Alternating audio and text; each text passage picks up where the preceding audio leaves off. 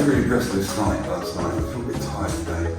But nevertheless, we are back at work and this is what we have to do today. The ceiling. Now, this job was a little bit further down the pay list. I'm back in. I was in there about a month ago doing some other bits and pieces with ceilings upstairs. All exactly the same condition. So what the customer has done here is given it a good scrape. As you can see, it's an old broken leather artex and he's given it a light PVA because we're into this dusty area here, look, where some of it's come off. And then we got the silk paint here, which is low suction. So we're really low suction, really high suction. So we need to kind of balance that back out again. Incidentally, this ceiling was done by a guy called Skippy, and he was my old master back in the day. He doesn't live in this country anymore. He moved to Australia some time ago, I think like 20 years ago, something like that. And he watches the video, so yeah, Skippy, we're back in your house, going over your artex. Let's have a quick peruse what else we got going on. So out here, same sort of deal. I'm gonna mess around with these walls because we can. We've got 2 days to do this. This little corner here looks quite nasty, and of course you've got the front door here. It's as soon as you walk in, isn't it? So you know, the hallway, probably the most demoted room in house. I mean, it's the area of the house before you go into the real house, you know. In the old days, the building used to be called a hall, but you know, some things like the Royal Albert Hall are still called the hall.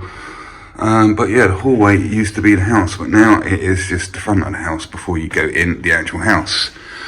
This little bit of trim is on here, look, and it's like, I think I'm going to pop this off, and we've got this awkward bit here where the banister comes down, so I think I'm going to continue a stop bead down here, get this off, pop this off, and maybe get a stop bead down there. I don't know, I'm going to pop it off, and then, well, do you know what, it's coming off easy now as it is, look. Let's have a look. Oh, look. Set some stuff.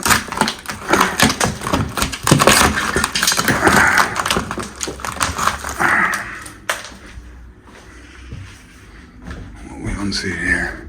A bit hardboard. It's been skimmed over, but not very well. Okay. I need to run a Stanley knife down there and off nicer. Yeah, okay. This needs PVA. If you remember from the first one, we scrutinised and got this floated out so that this line up here and this line are nice and parallel because one was twisting. It's very often on stairwells, and of course as you walk up you get a chance to see it. This is the awkward kitchen we did. This is probably what you might remember. I wanted to make good. We bent stop beads around the bucket and try and get this a lot better because it had been done all freehand and it looked a little bit wonky, so it's looking a lot better now, especially now it's all painted. Right, let's get on. I need to go get some materials, yeah. You can give this another coat of PVA, give that PVA in there and get some dust sheets down. Okay, let's carry on carrying on. Okay, so I think I just mentioned the guys here have previously given this a PVA yesterday, so it's had all night to cure, and we're going to give it another quick one this morning just prior to plastering it. PVA.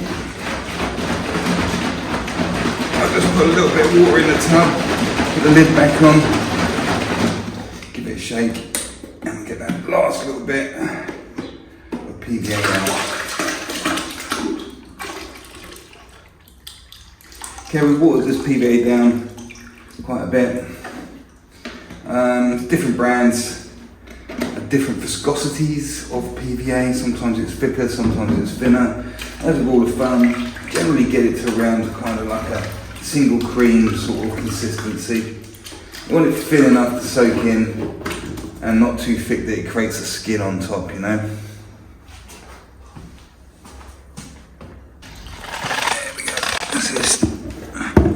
Nice creamy consistency. Okay, so just turning our attention back to this area here. That is hardboard, which has been painted, and it looks like it's had an artex over it, and somebody skimmed over that, and then somebody's put lining paper over it. So there's a few layers of stuff there. This is breached, and look, as we can see, look, it's not very sightly up here, is it, at all? Bit of timber there, loads of filler. It's all wood.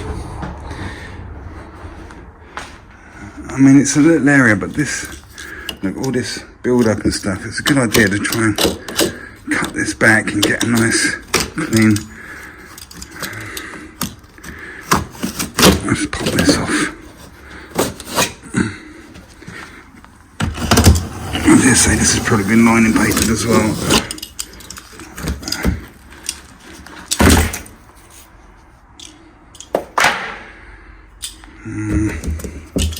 Flopping about in it, we could probably do well to get some pins in there. Right, okay, I'm going to give this a good scrape. That's little panel pins. Okay, let's see if we can get this back as flat as we can. Okay, on this section here, you can see we got some scrim tape. Just the regular old scrim tape. You see, it's made of like a nylon or whatever, and it's just gauze tape that stops, or at least tries to stop, cracks from reappearing. Now we're gonna have to get a regular bead on here, I think, to come around this angle and take this out, and I'm gonna have to feather in, and then it's gonna need a bit of filling, I think. Like I say, I need to get a bit of a stop bead around here. Tiny bit of stop bead, to be honest with you guys. That's a real pain, isn't it? So we got some staples in, because this is all wood across here. I'm not sure if they are actually going to be putting a door in here, but obviously it used to be a doorway. You can see we've got some architrave on this side, so I guess they're going to have to do the same again. So we only really need to plaster up to here, and we'll get some architrave to cover this. But I think it's quite important to get this angle nice and straight. This is hardboard again. Look, some of this paper is breached. I think all the best we can do here is come into this internal, get this internal quite nice. And I don't like the look of this paper, the way it's stuck on there. We can't really multi-finish over there. This is going to take a bit of filler, which is designed to go that thin. Multi-finish will not like trying to feather out onto there. And you know, the filler it's got less water in it, dries out quicker, less chance of it upsetting this paper. So yeah, it's just a really, really fiddly little bit. That's really annoying, that little bit up there. Not sure what we're going to do about that yet.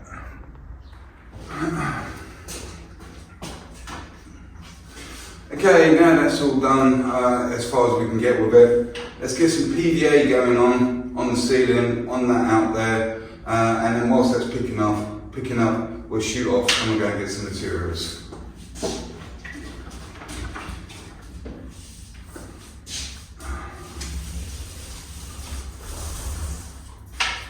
Okay, we got PVA on everything. We need to let this pick up and go tacky. In these high suction areas, you can see it's pulling in already. On a little bit lower suction, we need to let it go in a bit. And same as the ceiling, look, it's on there, and it's not too bad on the ceiling. You can still see that it's still a little bit wet. So ideally, we need that PVA to pick up and go tacky. Okay, otherwise if you try the PVA, try to plaster over this when it's soaking wet, the plaster will aquaplane across the wet PVA, and the PVA start mixing with the plaster, and you won't like it at all. So we need to let this pick up and go stiff. I guess it's time to do the obligatory, which one's best, PVA, SBR, and then there's another bonding agent out there, grits. The grits, I tried a green grit not so long ago. That wasn't too bad. The grit in it is a little bit finer. I always argue putting a coarse grit over a textured ceiling like this just ends up putting more weight, more depth on, and more texture on the already textured ceiling. So the last thing I tend to use is grits. Only in certain situations will I use a grit. PVA is fine. SBR is fine. They both don't do the same thing. And in this situation, they will do exactly the same thing. SBR you can use outside, PVA you can't. PVA isn't quite as efficient as killing suction as SBR, but it's good enough, you know. Unless you really want to kill all the suction, then go to SBR. If you're not too bothered and you're doing something like this, then PVA is the way to go. But either or either is fine. SBR, PVA.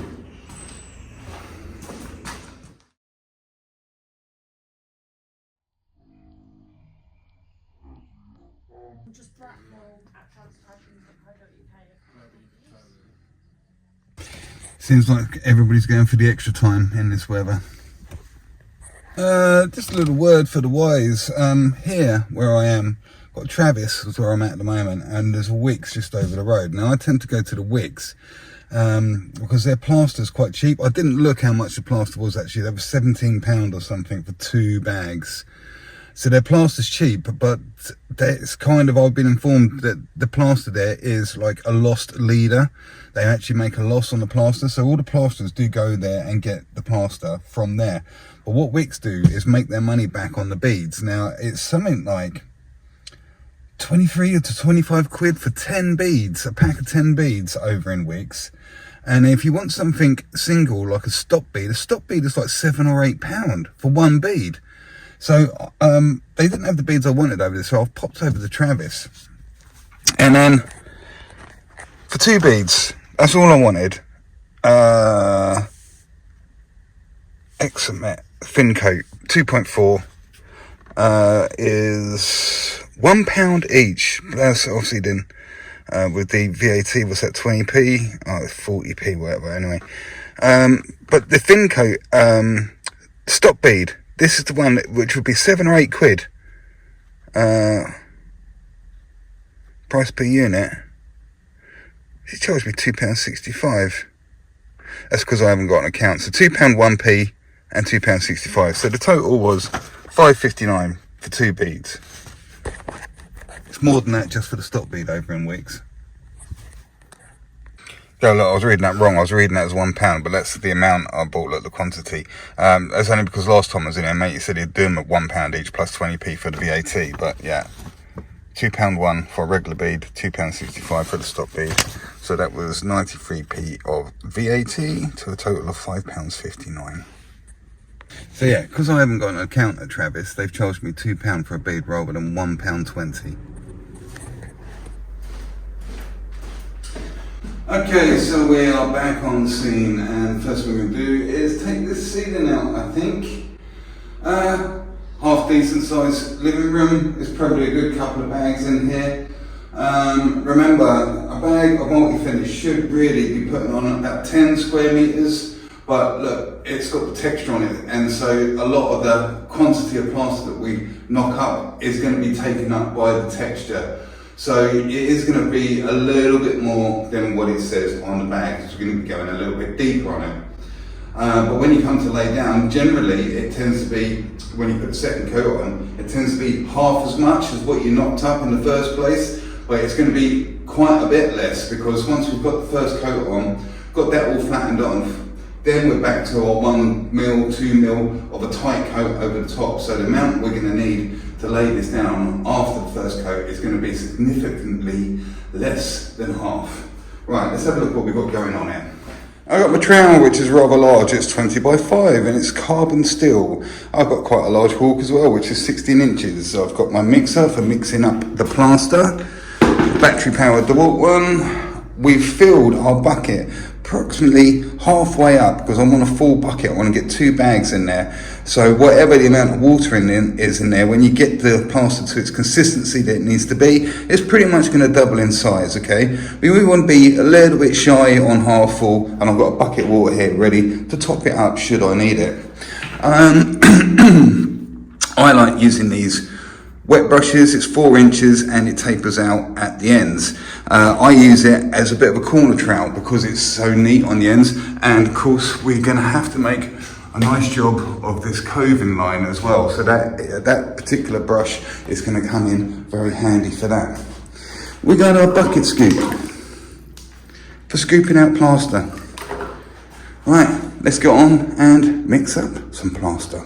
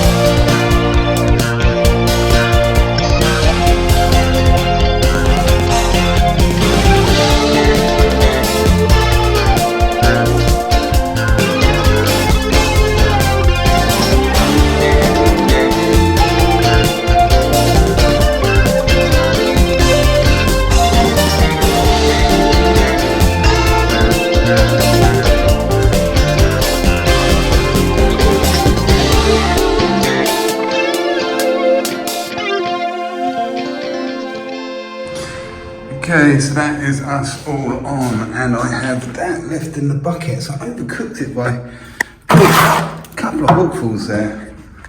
But like I say, it's always a bit tricky to guess when you're going over a deep textured surface like this. You're not sure how exactly it's going to go. There's a couple of wobbly areas there.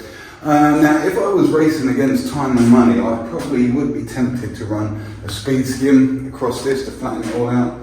But my quota for today is just to get this one ceiling done. And I'm sticking with the 20x5 carbon steel trowel. It is slower, but I will argue it does do a better job of getting things flat. Especially if you're using a plastic bladed speed skim rule and drag it across the ceiling on a pole. So that's what we'll do.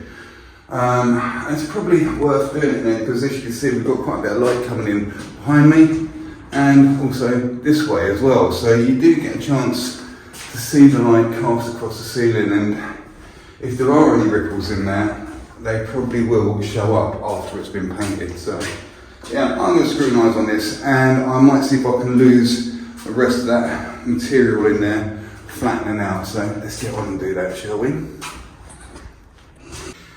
Okay, so we have been across the ceiling with the 20x5 carbon steel trowel, and I did use all that material in there just to help me flatten it out. Now you will notice, I'm just on the wrong magnitude of lens, hold on a sec, there we go. Now you will notice there's a lot of pattern and air bubbles. The light is catching it from both ends. Look at this. Now, going over a surface like that, that's not unusual. What are we going to do about it? Well, at this point in time, nothing at all. If you start playing with this, you'll end up upsetting the granules. Let me get in the light here where you can see. There we go, look, some nice air bubbles there. Let me run the trowel across that. Ah, look, they're still there, okay? Just leave them alone, because if you start playing with that, you'll upset the granules inside the coat of plaster, and you'll start bringing all the slimy stuff to the surface, and the ripples will get worse and worse and worse. So the best thing we can do is, as I say, nothing at all, leave it alone, let it pick up, and then we can get another tight coat over the whole thing. Another little word of warning, when you've got spotlights in like this, try not to work underneath them, because they do tend to wait for you to get right underneath them before they deposit a nice dollop out, because what happens is plaster goes in, gets on this dusty part, starts to dry, and then it'll fall out.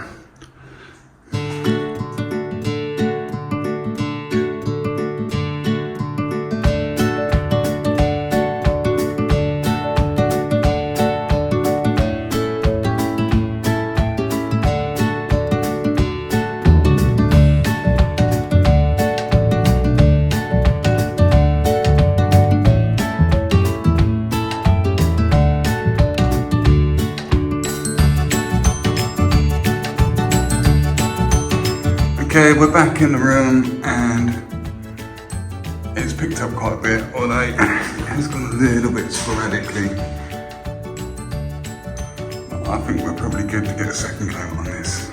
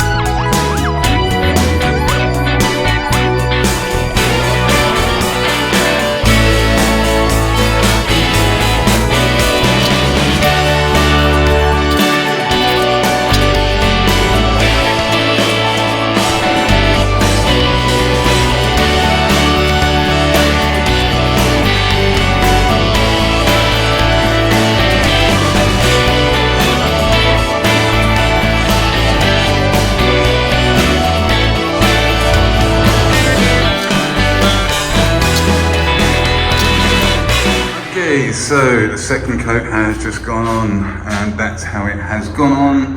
I need to turn back round and flatten it in, but you will notice that all that pimpling and stuff has disappeared because we have left it so long to pick up and start holding itself together.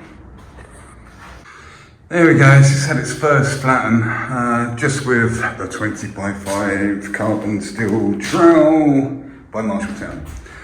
And that's all it's touched it so far. It's still very wet, look, you can see how wet it is. But I'm very happy in the condition that we find ourselves now. I've got a feeling this is going to be a nice ceiling. It's pretty handy actually the way that the light's coming through, because it shows up absolutely everything. And we're getting it from both sides. Look at that. So yeah, two coats, that's all it's had. Okay, we've just been across the ceiling with a wet brush. And as I mentioned at the beginning, I prefer these smaller ones. They seem to deliver just the right amount of water without it dripping all over the place. One thing to remember when you go in over artex, they tend to draw a line around the edge with a little inch brush. What that does, it causes a bleed over onto this lip of the coving. So that's why I do quite find these brushes are very good. And now's the time to start addressing that, although you need to have gone on quite neatly. But you can see here that where the paint is cracked. So if you leave this until right at the end and leave all the bubbles there, then you try to get a hard tool on there and start scratch that off any over residue of plaster, then you end up digging into this paint and into the artex and causing more damage than good.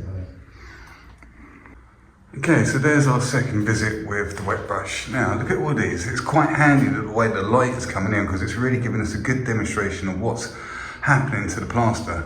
If I come this way, look, where the light's different, I can't see any of that. Okay, it looks flat as anything. It's been around this way, shows it up, yeah? So, what's happening is, because that 20x5 carbon steel trowel is so rigid and so hard, it's actually ripping. Right, as the plaster's picking up, we're able to open the trowel up. So when you first put the plaster on, you kind of you're a lot flatter. As we're opening up the trowel, as it's stiffening, it's able to use the blade across here to actually plane off. And this is the residue we're getting out of there. This is what's called the fat. And if you feel it now, it's getting really slimy. There's hardly any granules in there. That's not really good for anything anymore. You can't be filling with that. This is why we need to be getting the flatness done now, because if you start finding little holes and stuff and you've got that and you want to try and fill with that, it's not really going to work very well. So these are all little ripples that have had the very peaks ripped off of them. So you might be worried at this point, thinking, oh my God, it is going absolutely terrible. But it's not. And now, we're at this stage, I think it might be time for me to slip into something a little bit more comfortable. And that would be this thing, which is a 16 inch, is it 16? Yep, 16 inch Rafina stainless steel Flex 2 trowel. And you can see it is very flexible indeed. Now you need to be careful with these trowels. You can't be putting on plaster of these. When you're using a 20x5 carbon steel trowel, a lot of people will be going, well, that's going to kill your joints and stuff like that. You're probably right, it probably would do actually. That's why I do all the hard work of it, getting things flat when the plaster's wet, where it's not so much strain. Now it comes up to a point where the plaster's picking up a lot more, and now we really have to push into it. That's when I can drop down to something like this. And because we've been using that and playing down so many ripples, this is okay to use now. If we use this straight from the outset, it just leaves the ripples in. Right, let's have a look at the condition. This being stainless steel, a much softer metal. Let's have a look, because this is going to start polishing the surface up now. All we've been dealing with is flat, flat, flat. Now we're going to be dealing with smooth. Okay then, so there's our third visit with the wet brush, but obviously with the new trowel. And as you can see, it is starting to look a lot better and it is closing in. Now, I did have a little bit of dirty water left from the first gauge, so I did mix that around, wash the bucket around, and I kept that dirty water from putting into the second mix. But it's been timing quite well, to be honest with you. As soon as I've got across, as soon as I put the wet brush on, it was time to turn back around and give it another go. And now, obviously, the third time, hardly any time in between, turning straight back around also, because it is quite a large ceiling, and the temperature is picking up, and the front door's open, the back door's open, there's a bit of a draft coming through. But at this point now, maybe one more trowel, if you really wanted to be scrutinising, 2 more if you like, but we'll get another one on it.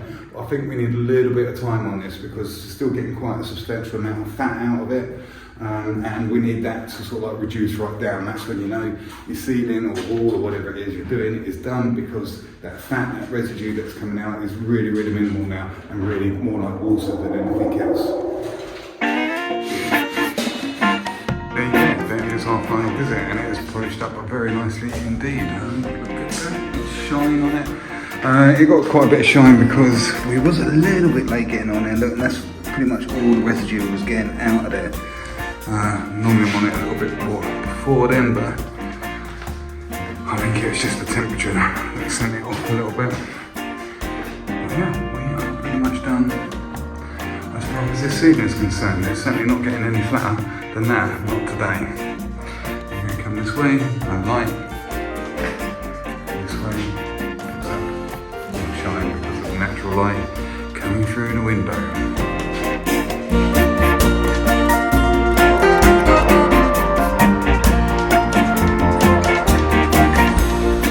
Hello and welcome to my office. Yeah, a bit of an abrupt ending on that one. I was wondering whether to make one really long video. But I've just downloaded the footage from today, and that's actually 44 minutes, so this video is already half hour long, so I wasn't going to make it 110 minutes long. So what we're going to do is get this one up tonight, and then tonight I'm going to edit the one for tomorrow. So tonight is part 1, tomorrow's going to be part 2. So the fiddly bits that were out in the hallway, which I believe I showed at the beginning of this video, will be done tomorrow, and you'll get well, they have been done, just done them, but you'll be watching them tomorrow. And then tomorrow I do have another one to do, so yeah, there's loads of videos coming this way. If you enjoyed it, do the like and subscribe thing. The algorithm loves it, and YouTube loves it, and they will show you videos to more people then. That's if you like and subscribe. If you don't, then they just it just sits there really. There is a Facebook group I'm always going on about now. If you want any advice, come over to Facebook. There's a group called Plaster Master Smurf 74. I'm on there.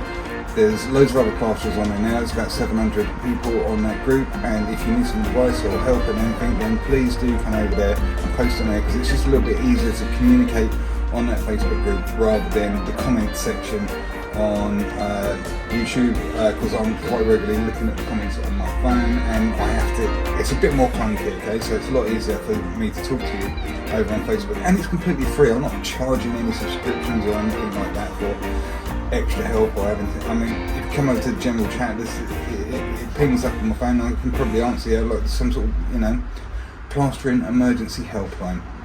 So do that.